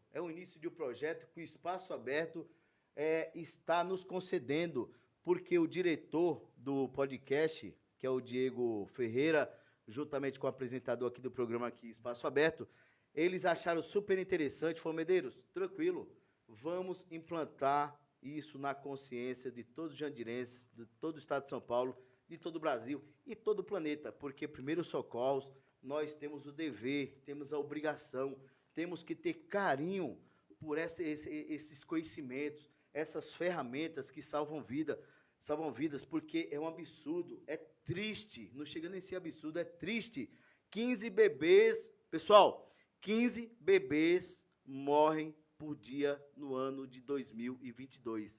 Imagina, você tem uma baita luta para estar lá, faz um projeto para ter uma criança nasce e por falta de um conhecimentos básicos de primeiros socorros, você acaba não salvando a vida do bebê. Eu, particularmente, quando eu vejo que 15 bebês morrem por dia no Brasil, é algo preocupante e muito triste. É preocupante e muito triste. Então, vamos lá. Como eu falei, hoje é o início de um projeto, a gente já tocou nesse assunto aqui na outra oportunidade que eu vim aqui, iremos nos aprofundar cada dia mais nesse assunto, num só único objetivo, num só único intuito, ajudar, trazer essas ferramentas tão importantes para que toda a população tenha conhecimentos básicos em primeiros socorros. Como eu já falei, parabéns para o Comando da Guarda Municipal, parabéns para o secretário de Segurança Pública, que estão implantando essa lei, fazer com que a lei se torne conhecida e sendo implantada aqui na cidade de Jandira, e eu tenho certeza que já está sendo referência em toda a região oeste do estado de São Paulo. Então, eu peço carecidamente para que toda a população se interesse pelo assunto, procure saber como é que faz os procedimentos para ter conhecimentos básicos em primeiros socorros.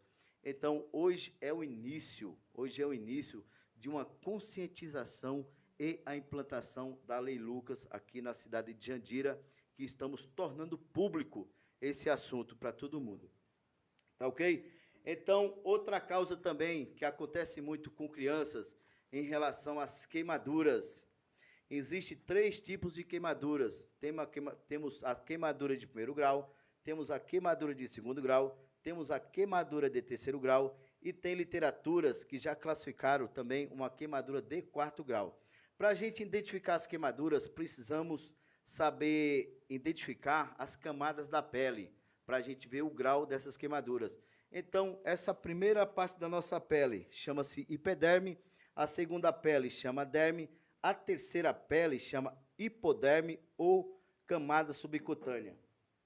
Então, vamos lá. Vou falar sobre a queimadura. Tem um pessoal online, pede para eles compartilhar, porque o assunto é importante. Quanto mais gente compartilha, melhor. Olá, meus amigos. Vou pedir.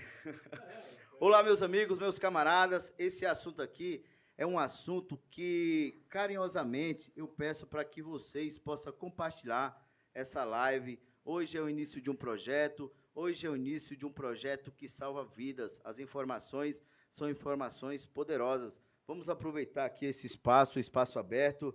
Na quarta-feira, todas as quartas, todas as sextas-feiras também, temos o podcast com Medeiros. Temos aqui o nosso guerreiro Alencar, que também está abrindo esse espaço. Eu agradeço, pastor Valmir Alencar, para que a gente possa estar conscientizando a população em relação aos conhecimentos básicos de primeiros socorros, porque, sinceramente, eu fico muito triste. E uma ideia, pessoal, aí eu vou juntar os 3 programas para poder levar isso aí, esse conhecimento. Com certeza. Então, assim, Diego, então, assim, é muito triste a gente ver que 15 bebês estão morrendo aqui no Brasil por dia. Então, se depender de mim, por isso que é o objetivo nosso aqui, a gente levar o conhecimento para que diminua essas mortes aí. Tá bom? Então, vamos lá. Existem 3 tipos de queimaduras, 3 graus de queimaduras, e algumas literaturas já classificaram aqui o 4º grau de queimadura também. Então, a primeira camada da pele chama-se hiperderme, a segunda camada da pele chama-se derme, a terceira camada chama hipoderme, ou camada subcutânea. A camada subcutânea, imagine, é aquela gordura, quando a gente come aquela feijoada, quando a gente come aquele lanche, aquela gordura fica sendo acoplada ali na terceira camada da pele. Então, vamos lá, vamos classificar os tipos de queimadura. Medeiros, o que é uma queimadura de 1º grau? Então, eu posso citar um exemplo. Digamos que você vai para a praia, quando você está lá, tranquilo na praia, você resolve pegar um sol para você ficar mais bronzeado, você ficar mais bonito, você ficar mais bonita. Daí, então, você fica um bom tempo no sol e quando você chega na sua casa, alguém encosta em você e você fala, aquela dor. Começa a doer, aquela ardência. Então, você pode ficar tranquila porque você já identificou uma queimadura de 1º grau. Então, queimadura de 1º grau é aquela queimadura que queima a primeira camada da sua pele, que é a hiperderme. Medeiros, qual que é o tratamento? O tratamento, literaturas, indicam que você pode ficar de 10 a 20 minutos embaixo de uma água natural, uma água corrente. Não é água gelada.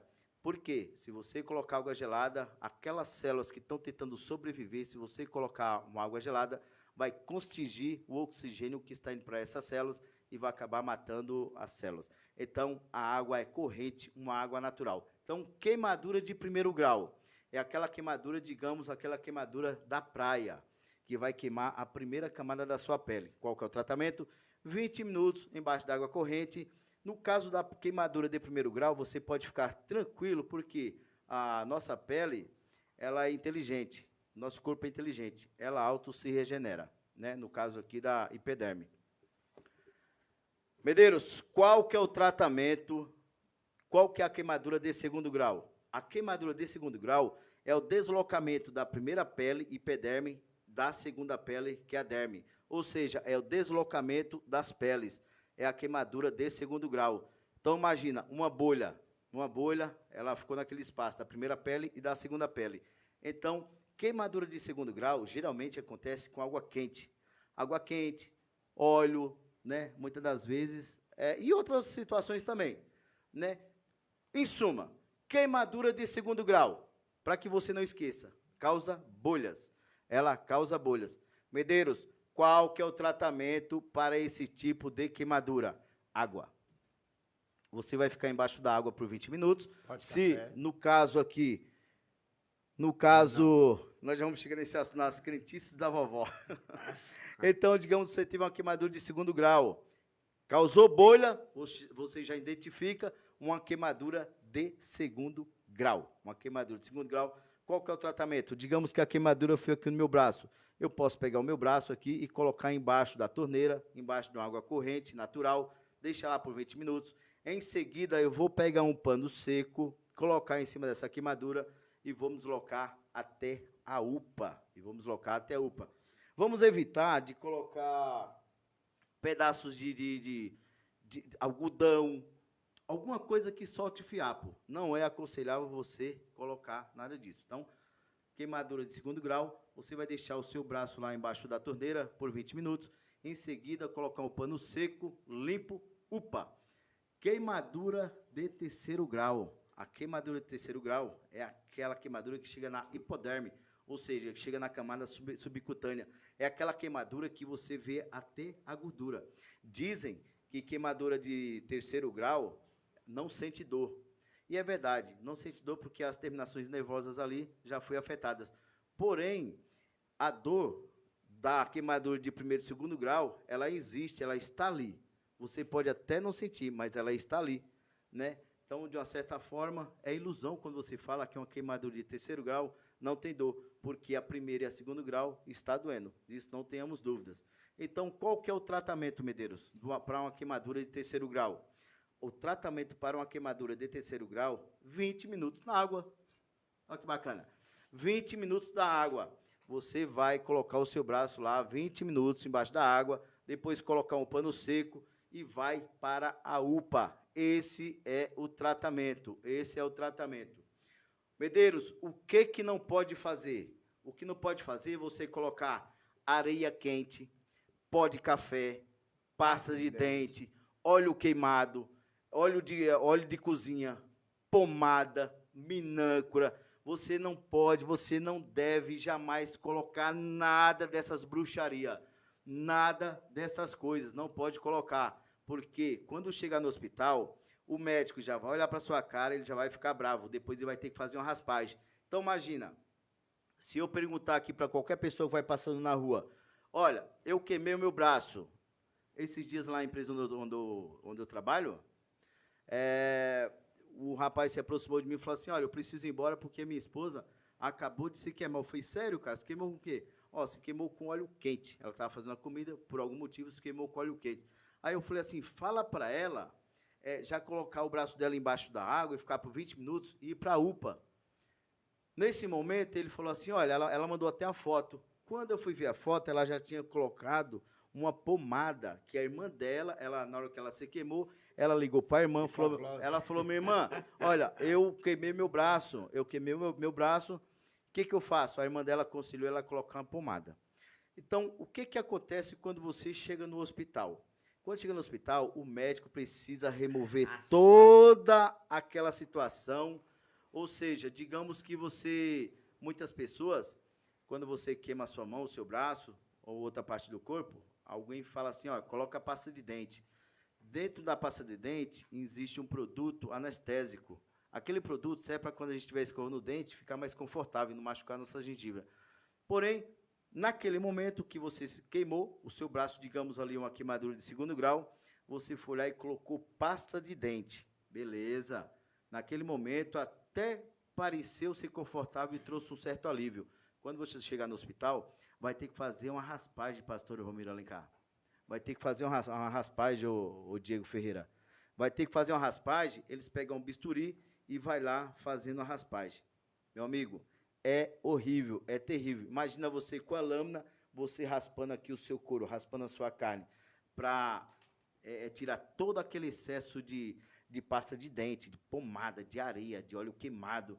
Todas essas crentices aí não deve se colocar. Não deve se colocar porque você, dessa forma, vai trazer dor, sofrimento e angústia. Mais ainda, né? Principalmente para as crianças. Então, imagina só, a criança está ali, você vai fazer o primeiro atendimento e você coloca pasta de dente ou pomada, algo parecido. Então, é uma situação muito triste de se ver, porém, são orientações básicas. Aqui é o atendimento pré-hospitalar no caso de queimaduras. É mentira, muitas pessoas passam pomada, passam coisa, ainda em volta de um pano. Enrola num pano. Olha lá, olha lá. 3 horas depois. Olha lá. É louco, né? Negócio gelado. Mas... Hein? Aí eles ainda enrolam um pano em volta. Não é terrível, pessoal. Isso aqui a gente está iniciando esse nosso projeto aqui sobre o atendimento pré-hospitalar. Eu tenho certeza que esse assunto aqui vai ser um assunto que a gente vai estar...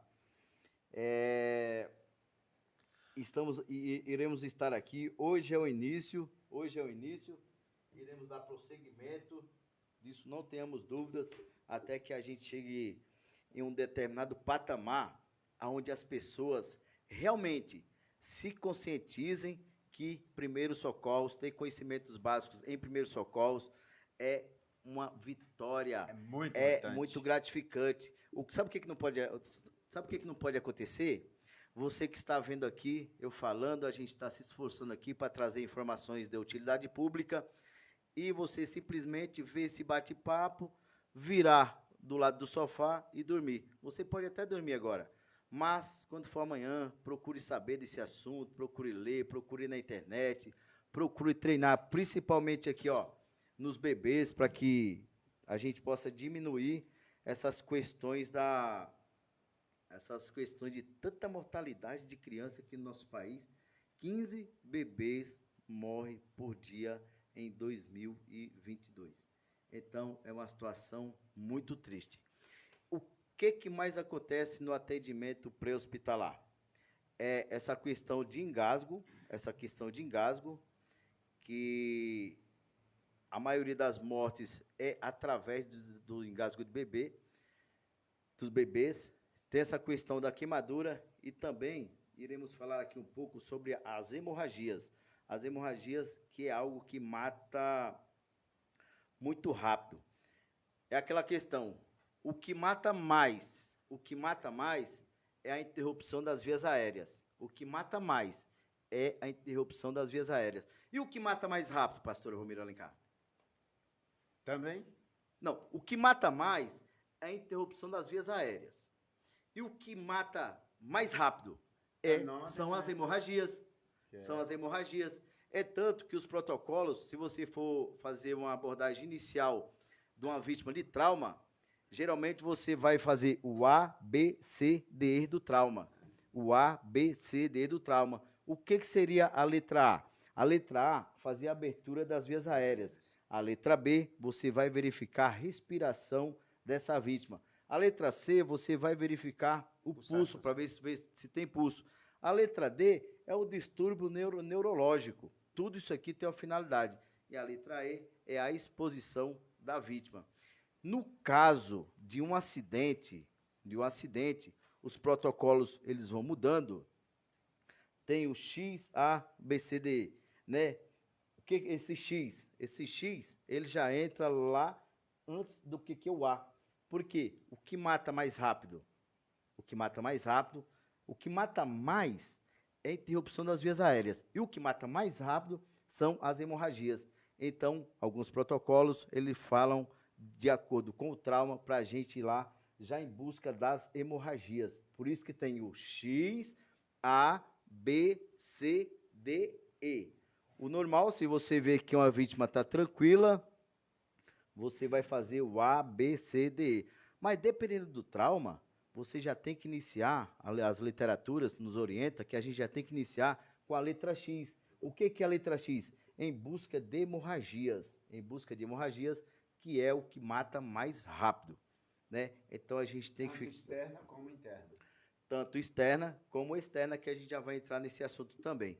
Então, vamos falar aqui um pouco sobre hemorragias. Para a gente falar sobre as hemorragias, vamos iniciar falando sobre os componentes do sangue. O nosso sangue é formado pelo plasma, da sua maior parte, 70% é líquido, formado pelos glóbulos vermelhos. Os glóbulos vermelhos são responsáveis pelo carreamento do oxigênio do nosso sangue. Os glóbulos vermelhos também têm a hemoglobina, e nessa hemoglobina contém ferro, por isso que tem essa cor avermelhada. Então, os glóbulos vermelhos são responsáveis pelo carreamento do oxigênio no nosso sangue.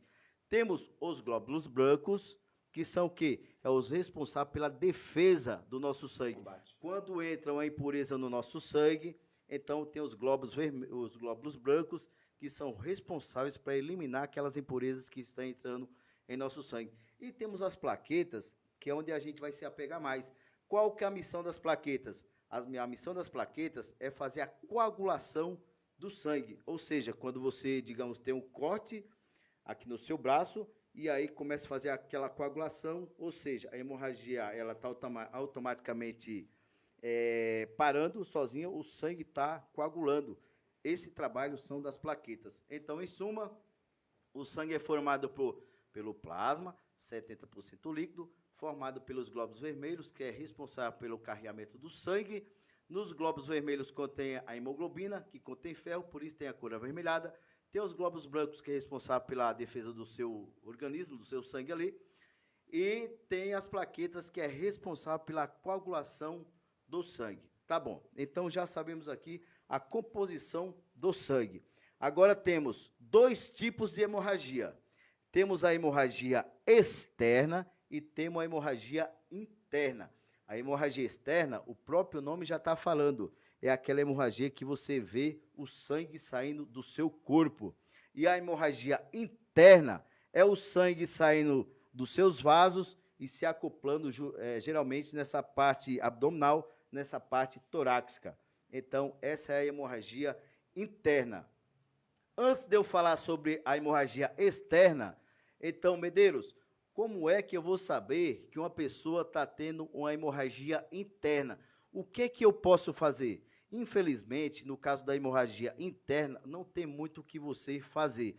Porém, tem como você identificar. Existe um caminho para você identificar quando o cidadão, quando a vítima, o paciente está ali tendo uma hemorragia interna. Eu posso até citar um exemplo aqui, pastora Valmir Alencar. Digamos que uma criança está vindo com a sua bicicleta e, por algum motivo, bateu em um poste. Ou seja, aquela criança está ao solo e eu vou verificar, vou fazer os primeiros socorros nessa criança. Quando eu me aproximo para fazer os primeiros socorros, dá para observar que essa criança está consciente, que ela está respirando, tem pulso, porém, a consciência dessa criança aqui, quando eu chego na letra D, que eu vou perguntar, criança, o que aconteceu com você? Que essa criança começa a falar nada com nada, essa criança começa a ficar roxeada, ela começa a ficar com a sudorese, começa a falar nada com nada, desorientada, provavelmente essa criança está tendo uma hemorragia interna. Nesse momento, eu já tenho que ter ligado para o SAMU e falar assim, olha, a criança está vindo de bicicleta, bateu em um poste e ela não está falando nada com nada, eu pergunto as informações para essa criança, e quando eu estou falando de criança, estou falando de criança de 12 anos, digamos. Estou perguntando perguntas para essa criança e ela não está respondendo corretamente. Está suando, está ficando pálida. Nesse momento, o médico lá do SAMU, já provavelmente com a sua experiência, vai já perceber que esse paciente, essa vítima, está tendo uma hemorragia interna. Não tem muito o que eu fazer em primeiros socorros no caso da hemorragia interna, mas tem como eu ajudar identificando essa hemorragia através desse caminho e informar as informações lá para o SAMU, que muitas das vezes era justamente essas informações que faz com que a intra-hospitalar, ou seja, o suporte básico avançado, venha até o paciente já com os medicamentos do intra-hospitalar, ou seja, vem com mecanismo para ajudar essa criança, os mecanismos, os meios já corretos para tratar um paciente com hemorragia interna.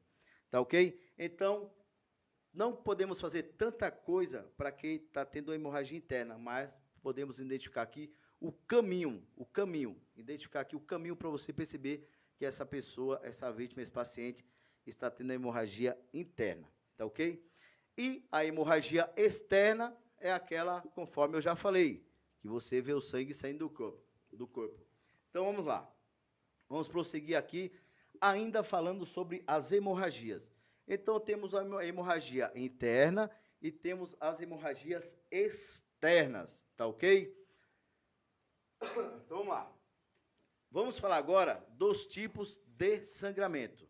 Tem o sangramento venoso e tem o sangramento arterial. Pessoal, preste muita atenção nisso aqui, ó.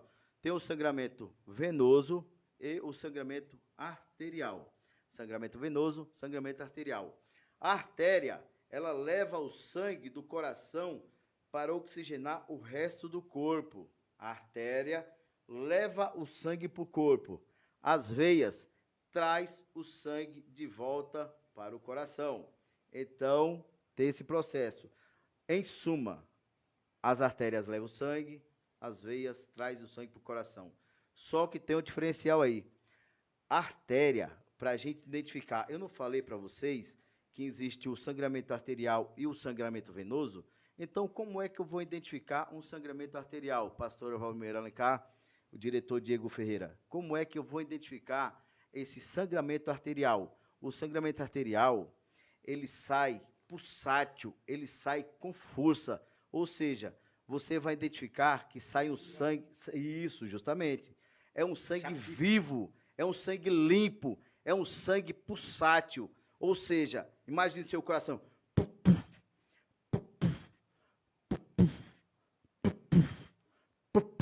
cada vez sai, ou seja, ele está jorrando, ele está esguinchando o sangue.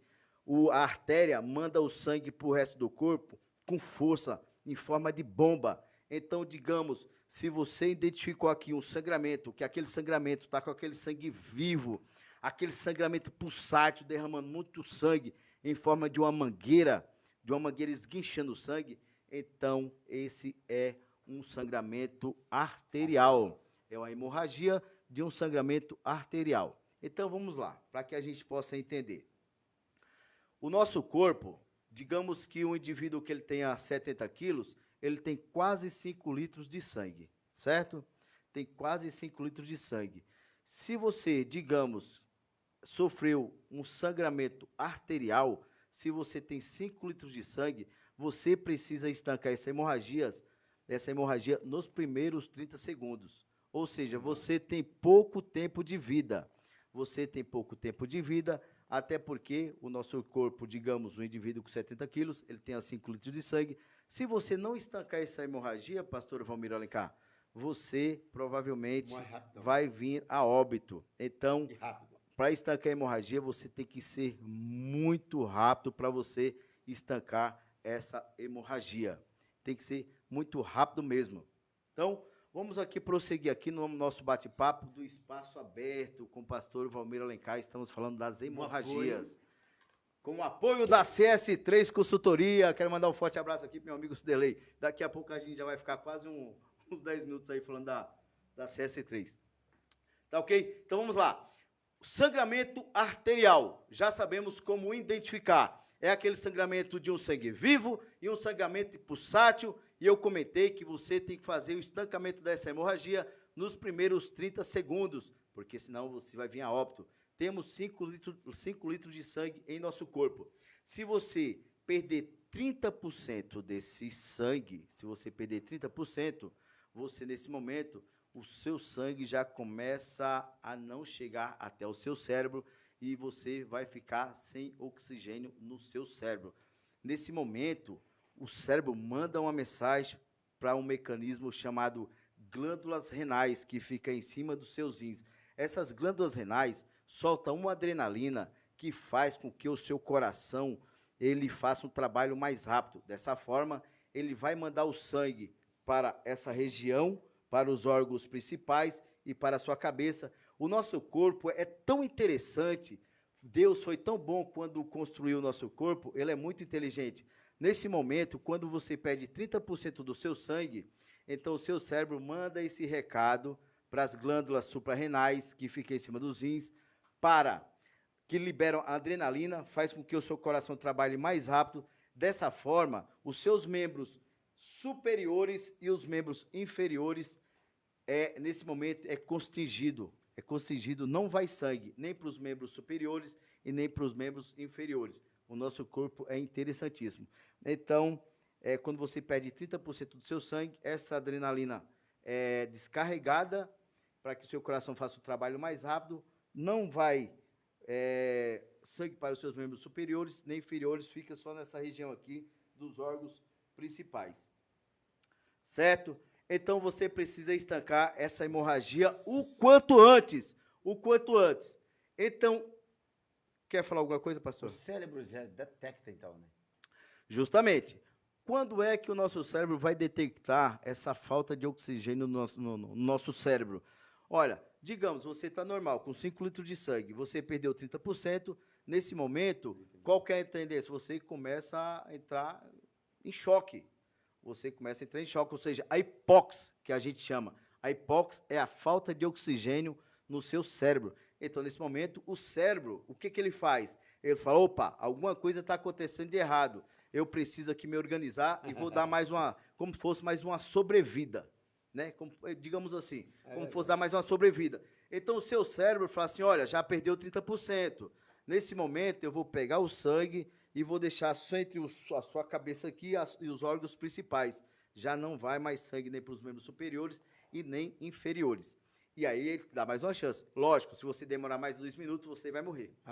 Você vai morrer. O cérebro até te deu mais uma oportunidade, mas não foi estancada a hemorragia e dessa forma você veio a óbito, porque você perdeu seu sangue e o nosso corpo, para que as nossas células possam ser oxigenadas, precisa do sangue. Tá bom. Então, vamos lá. Antes de falar para você que está aqui nos assistindo, um forte abraço, como estancar as hemorragias, ainda se falando de hemorragias, eu quero falar sobre as nausalgias, que é o quê? Aquele sangramento do nariz. Se eu perguntar para a minha avó, que Deus o tenha no bom lugar, morreu lá com quase 102 anos de idade, espero que eu chegue pelo menos a um vamos lá, vamos falar de morte depois. O 100. Né? Vamos lá. Então, falando ainda sobre as hemorragias, nausalgia, que é aquele sangramento do nariz. Geralmente, esse sangramento acontece por alguma pancada que você bate no nariz, ou muitas das vezes, pastor Valmir Alencar, você está aqui tranquilo conversando e do nada começa a dessangrar o seu nariz, porque o nosso nariz, os vasos são muito sensíveis. Muitas das vezes, até com o próprio sol, se tiver muito calor, o seu nariz começa a sangrar sozinho. Aí você fala, o seu nariz está sangrando. Verdade. Crianças, geralmente essas nausalgias acontecem mais com crianças, pastor Valmir Alencar. Tem que ser estancado ou pode deixar sair? O sangue que está sendo rejeitado ou não? Não, na verdade, assim, você tem essa nausalgia, o que você não pode fazer? Você tem que estancar essa hemorragia. Pessoal, toda hemorragia tem que ser tratada como uma causa séria, tem que ser estancada. Possa ser ela a mínima que for, tem que ser estancada essa hemorragia. Então, se eu perguntar para minha avó, agora, vó, estou colocando sangue pelo nariz. O que eu faço? Ela vai pedir para que eu levante a cabeça e tampone o nariz. Tá errado dessa forma, porque se eu fazer isso, eu levantar a cabeça, eu vou estar engolindo sangue. Vai descer pelo esôfago, vai descer para o meu estômago. Nem o velho e bom Conde Drácula, que ama beber um sangue, ele vai gostar disso, porque o nosso estômago não foi feito para digerir sangue. Então, não é para você levantar a cabeça e ficar engolindo o sangue. Dessa forma, você vai levantar a cabeça, você não vai estar estancando essa nausalgia e você vai estar o quê? Consumindo o sangue. Dessa forma, você pode ter uma broncoaspiração, ter interrupção das suas vias aéreas e vir a óbito, ou seja, com o seu próprio sangue. Qual que é a orientação correta que você tem que fazer? Estudos recentes, literaturas mostram que você tem que, é o contrário, você não pode levantar a sua cabeça para cima e tampar o seu nariz. Você tem que baixar a sua cabeça. Você vai baixar a sua cabeça e vai tamponar o seu nariz. Digamos que fica ali tamponado o seu nariz por 10, 15 minutos. Então, ficou 10, 15 minutos tamponando o seu nariz, soltou o nariz, acabou a hemorragia. Medeiros, e aquele tufo de sangue que fica aqui dentro do seu nariz, o que eu faço? Não é para você pegar aqui, ó, e jogar o tamponamento da hemorragia fora, porque aquele sangue coagulado, as plaquetas que você ajudou, as plaquetas a fazer a coagulação, é para você deixar tamponado o seu nariz. Automaticamente, por si próprio, uma hora aquele movimento vai sair, aquele sangue coagulado no seu nariz vai sair. Então, em suma, a nausalgia, que é o sangue pelo nariz, a hemorragia pelo nariz, não é para levantar a cabeça e tamponar o nariz, é para você baixar a cabeça, tamponar o nariz, 10, 15 minutos, e dessa forma aí você estancou a nausalgia, que é a hemorragia quando está descendo o sangue, saindo sangue pelo seu nariz, tá bom? Então aqui mais uma outra orientação em relação aos objetos encravados na sua carcaça, no seu corpo. Digamos que você tem um vergalhão, digamos que você, por algum motivo, você está correndo em uma mata, de repente entrou um vergalhão no seu braço. O que eu devo fazer? Eu devo fazer a seguinte forma. Se eu tiver um curativo, uma gaze, eu posso até em volta desse vergalhão fazer o curativo. De forma que eu estou estancando essa hemorragia, trazendo conforto e segurança para aquele vergalhão que está no meu braço. O que eu não posso fazer? Eu não posso jamais, pastor Valmir Alencar, tirar esse vergalhão do meu braço. Por quê? Porque o que tinha de machucar, já machucou. O que tinha de machucar, já machucou. Então, se você tirar o vergalhão do seu braço, o que vai acontecer? Novas lesões, e onde não existia uma hemorragia, você tirando esse vergalhão, então vai passar, de repente, uma hemorragia grave. Pode afetar uma artéria, uma veia, ou seja, uma coisa que estava tranquila pode evoluir para uma hemorragia gravíssima. Então, qual que é o conselho? Qual que é a orientação que as literaturas nos orientam? UPA, hospital, médico, pronto-socorro, é para esse local que você tem que ir. Digamos que você vai subir em um portão, pular um muro, você escorregou, enfiou a sua perna, um ferro enfiou na sua perna. A lança do portão, o que você tem que fazer? Tentar tirar aquela pessoa daquela lança? Tirar a lança da pessoa? Não. Você vai ligar para o serviço especializado, ligar para o SAMU, ligar para o Corpo de Bombeiro, que eles vão vir com o material adequado e dessa forma eles vão tirar aquele objeto, levar você para o hospital, fazer uma cirurgia de uma forma correta, onde você vai sair ileso com a sua vida intacta. Não é para você fazer igual filme. Nos filmes que você vê um cara em cima do cavalo, ele pega a flecha, acerta uma flechada no cara, o cara pega a flecha, arranca, coloca na flecha dele e sai matando um monte de gente com aquela flecha. Então isso aí é só em filme. A gente não deve fazer isso aí de maneira alguma. Tá ok? Senhor Medeiros, chegamos ao final do nosso podcast. Mas já? Já. Sério? Sério. Porra, Nós temos o apoio cultural Pessoal, do Espaço Aberto. Você me dá 5 segundos? Não, 5 minutos. Pessoal, Rapidinho, Steve. Mais 5 minutos. Em suma, membros superiores e inferiores, a gente usa o tonicate. Certo? Digamos, muitas das vezes a gente fala que... Eu vou voltar nesse assunto, viu? Muitas das vezes a gente fala assim, ó, só lembra da artéria femoral, fica aqui na virilha. Mas temos a artéria no pescoço, embaixo do braço, no joelho, no tornozelo, no pulso. Digamos que eu tenho aqui um corte arterial aqui no meu braço, na região do cotovelo aqui, ó. O que eu posso fazer? Eu posso pegar esse aqui, o tonicate. Eu vou pegar esse tonicate e quanto mais alto, mais apertado, é um mecanismo que aqui você vai estancar a hemorragia.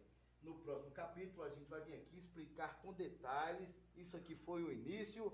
Precisamos, por isso, quando eu falei, ó, a gente precisa de muito tempo para a gente treinar. Vai ser as partes teóricas aqui demonstrativas. Depois vamos nos encontrar, todos nós aqui na cidade de Jandira, para a gente treinar, principalmente a questões dos bebês. Então, membros superiores e inferiores, tonicate. Agora, digamos que você tomou aqui um ferimento na região da virilha, na região da axila, na região do pescoço. Como é que eu vou tamponar aqui? Como é que eu vou estancar essas hemorragias? Através do tamponamento de ferida, que depois a gente vai treinar essa situação aqui. Então, ok? 2 horas passa muito rápido, cara. Bom, pessoal, eu quero mandar um forte abraço para todos os operadores de segurança pública de todo o território nacional, em nome da minha gloriosa e amada e operacional Guarda Civil Municipal de Jandira. Um forte abraço para o comandante Carlos Alberto, que está executando um excelente trabalho, para o subcomandante Gilberto, para a inspetora da administração Norimar. Quero mandar um forte abraço para todos os operadores de segurança pública da Guarda Civil Municipal de Jandira e toda a região oeste do estado de São Paulo. Que Deus abençoe. Eu quero aproveitar nesse momento e peço que estamos aqui vivendo uma linda festa da democracia, que eu considero a política. Eu não posso vir aqui e não deixar de pedir o seu voto de confiança para meus amigos, minhas amigas da cidade de Jandira, aquelas pessoas que realmente gostam do Medeiros, que gostam de mim, igual eu gosto de vocês. Vote no meu candidato a deputado federal, Eliel Miranda. O número dele é 5553. 5553. Pessoal, eu preciso que vocês votem no Eliel Miranda. Só assim o Medeiros vai mostrar a força, a amizade que eu tenho aqui nessa cidade. Semana que vem vai vir um material e a gente vai trabalhar o nome do nosso candidato a deputado federal, Eliel Miranda, número 5553. Ele é um guarda civil municipal lá de Paulínia, que é o interior de São Paulo. Já é vereador em Santa Bárbara do Oeste. Tem ótimos projetos para equipar a nossa segurança pública, a nossa guarda municipal, num só intuito, defender a nossa população. É a grande hora. Eu peço o seu voto de confiança para o meu candidato a deputado federal, Eliel Miranda, número 5553. Eliel Miranda, o nosso candidato a deputado federal. Quero mandar um forte abraço aqui para o meu amigo Sterley, instrutor conhecido nacionalmente, está executando um excelente trabalho, ajudando a todos os operadores de segurança pública a cada vez se aperfeiçoar cada dia mais. Então, um forte abraço para todos os integrantes da nossa empresa CS3 Consultoria. Quero aproveitar a oportunidade e agradecer aqui o pastor Valmir Alencar pelo convite. Que Deus abençoe a toda essa equipe maravilhosa.